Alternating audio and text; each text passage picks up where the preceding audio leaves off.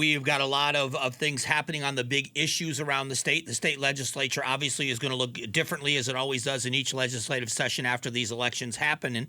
But also, this involves, in many people's minds, something that is a bit sacred, and it has to do with military service. So joining me now is a candidate in LD7. He's a former legislator here in Arizona, running again for an office. His name is Walt Blackman. He's a military veteran, also a combat veteran. And Walt, it really is good to talk to you again. Hey, yeah, thanks for having me on. I do appreciate it, Mike. And I know we've been going back and forth about this over the last few weeks, and this story has been getting some attention here in the Valley.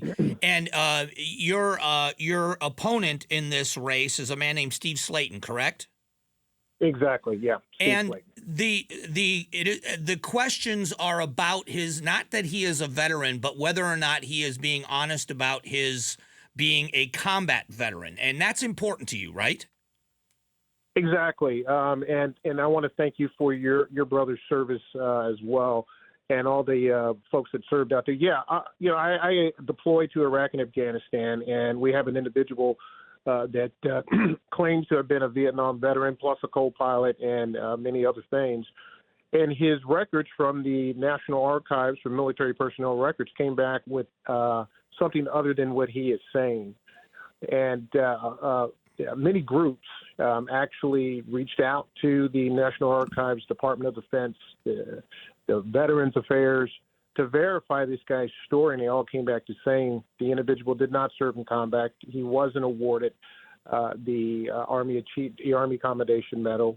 He wasn't a helicopter pilot. However, he still continues to insult veterans and combat veterans, and by doing this, when the proof is obviously pointing the other direction. So when something like this happens, not speaking as a candidate here, speaking as a veteran, and a combat veteran yourself, can you talk a little bit about this in veteran circles? From a civilian point of view, we respect anybody who's served, whether you were in combat or you weren't. What does this say to you as a veteran? Why speak out so vehemently about this? Well, being a leader in Iraq, I had a tank platoon, and I was responsible for young men in that conflict. I lost a young man. His name was Gunnar Becker during that war. And when someone, as Steve Slayton, portrays to have served in a combat zone, it's not about politics for me. It's personal. It's very personal to the point to where I think people who do this sort of thing either belong in jail for stealing this ballot and are collecting money, are portraying the sacred oath of being a veteran. And you don't even have to be a combat veteran. You can be a veteran who have served, who worked hard, served their country, and then you have someone like this individual who is doing this just to get elected. He's not doing it for any other cause than that. And then the folks that support him that know better to do this. So it's very personal to me that somebody would come across this lie. And my dad and my uncle served in Vietnam, and as did a lot of other people. Have you had a conversation with him personally about this? Have you talked to his campaign people? Because I do know that other people in, the Republican Party, because he's running as a Republican as well, that other people in the party have supported him and are campaigning with him. How do you reconcile that? What do you say to those people? Well, one of the persons that is really in his corner is Wendy Rogers. And she's a retired colonel. You would think that she would know better than support somebody who has lied about their military service. We had three separate events that he did not show up at, where veterans were actually going to address the situation and give him an opportunity to explain. He failed to show up to those. We had folks that called from the Guardians of the Green Beret, Molly Ottman, who actually dug the story up, and folks from news agencies to ask him these questions. Why are you doing this when all the documents say otherwise? And he just refuses to ask questions. The thing that really gets me is that we have a veteran that is actually continuing to stick up for this person, and she knows that his record is a lie. Have you talked to Senator Rogers about this? No, Senator Rogers and I are not on talking terms to be able to talk about this. However, you would think that she would put aside the politics and put the code of being a veteran first. Look, she was a military officer. She should know better. There is a creed or a core values in the United States Air Force, and it's about integrity. We have one in the Army value system: integrity, honor, duty, personal courage. This is something that this individual is not showing. Look, when you say you're in Vietnam and you put a medal on your military record that ceased to be awarded to individuals 3 months prior to you getting into the military, that's a signal right there. And so it's obvious that the guy has lied about his military service. He has discredited the armed forces. The veterans, 58,000 men and women lost their lives in Vietnam, and this guy is parading around as if he was a Vietnam veteran, desecrating their sacrifices. So this isn't about politics for me. This guy right here, I'm sorry. But what he has done is, I know that he has shown some documents to people that back up his story. But you're saying that when you petition to get his documents and you look at his DD-214 and other things about his military service, it contradicts the documents he's showing people? Yeah, absolutely. He doctored a DD-214, and when he doctored that DD-214, he had wrong information.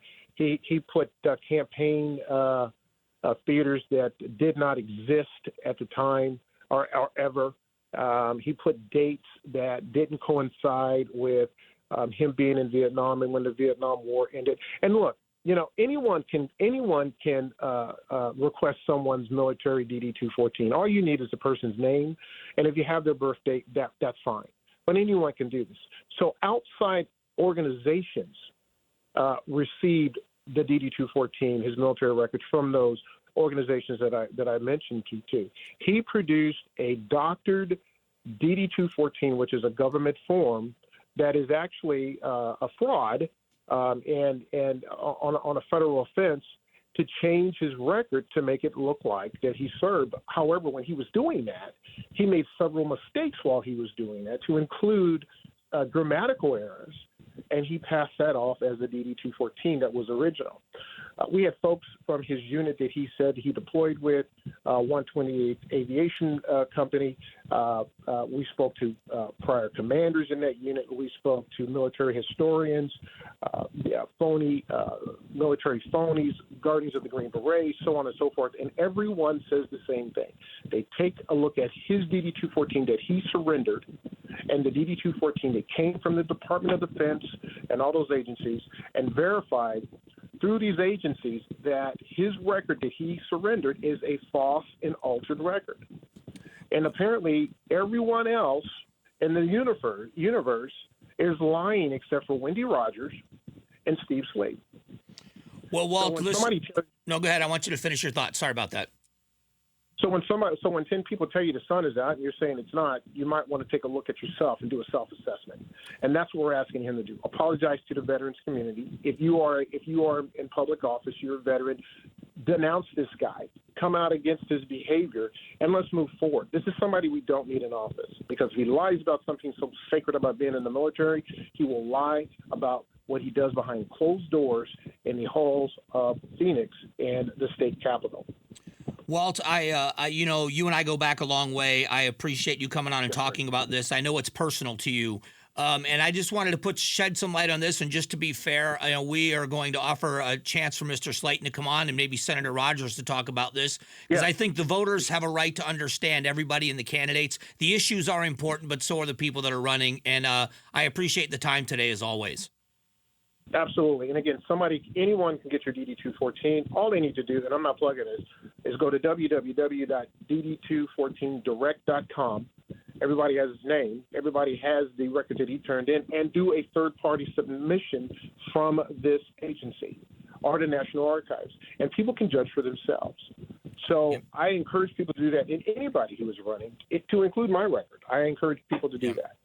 Walt, as always, it's a pleasure, and I'll talk with you soon. Thanks for watching The Mike Broomhead Show. Tap to watch the first season of Amazing Arizonans, a KTAR News podcast. You can also click the button in the middle to subscribe.